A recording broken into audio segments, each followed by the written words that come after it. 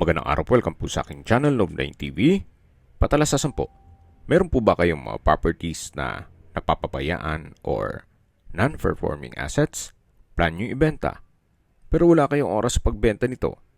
Kung ito'y pagkakatiwala nyo po sa amin, tawag lang po kayo sa aking numero, usap po tayo, gawin ko po ng video for free.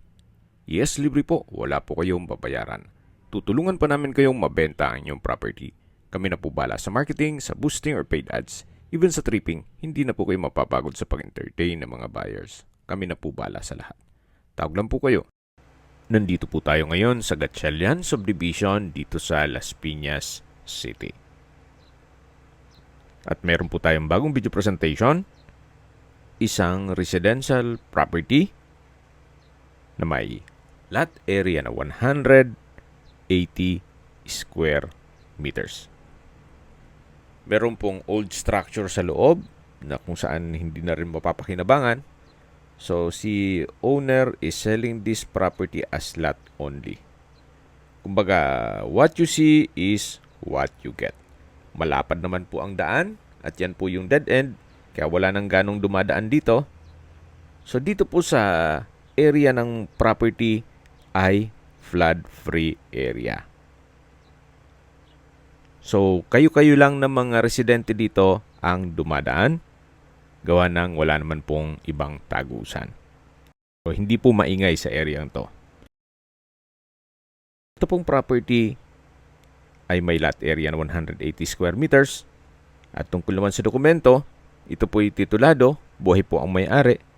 Kaya wala po kayo maging problema sa documentation o sa transfer ng title. Silipin po natin sa loob. So, yan po yung old structure. Kaya po nasabi ko, what you see is what you get. So, wag niyo pong pansinin yung mismong lumang bahay. Ito pong property ay patag naman po at regular cut. Kaya usable lang po lahat. Kaya kung hanap niyo po isang lupang malapit sa Metro Manila, ito na po yung hinahanap nyo. Kaya po nang sabi ko sa inyo, ito po yung flood-free at malapit po sa lahat ng business establishments. Okay, sa distance, location at travel time portion na po tayo.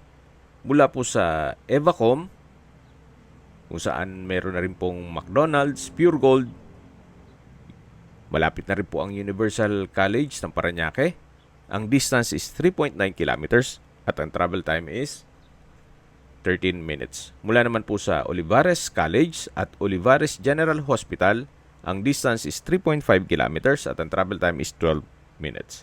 Mula naman po sa SM Sukat, ang distance is 2.7 kilometers at ang travel time is 8 minutes. Mula naman po sa C5 Extension, ang distance is 1.6 kilometers at ang travel time is 6 minutes. Mula naman po sa airport, ang distance is 24 kilometers at ang travel time is 18 minutes. Okay, sa presyo na po tayo.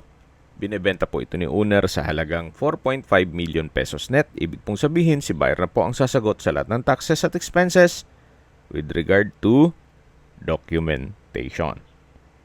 Kung tatawad pa po kayo, malamang baka hindi na po kayo mapagbigyan. Gawa ng net price na po sa kanya yan. Kung may mga katanungan po kayo, tawag lang po kayo sa aking numero. At sa mga kababayan naman natin nasa ibang bansa, meron po akong WhatsApp, Viber at Telegram. Same number lang po, 0917-316-3399. Sa mga nagtatanong naman po ng aming Facebook, meron po aming Facebook page na Nov9 TV at Facebook Real Video. Meron din pong TikTok at Instagram. May ibang YouTube channel po kami, the Nov9 TV channel, Nov9 TV Listings, Nov9 TV On The Spot, Nov9 TV Updates, at Nov9 TV House Rental. Sana po naibigyan nyo ang video presentation. Paki-like and subscribe na lang po sa aking channel para ma-update din po kayo sa aking future listings. Kung sakali po hanap nyo yung mas malaking sukat ng lupa, meron din po kami ibang listings na pwede nyong pagpilian. Huwag po kayong mag-atubiling tumawag sa amin. Then, let us know your budget para malaman namin kung anong property pwede naming ilong sa inyo. Sa lahat pong viewers, subscriber at nagtiwala po sa amin. Salamat po sa suporta. Ingat po kayo lagi at yung pamilya. Maraming salamat po.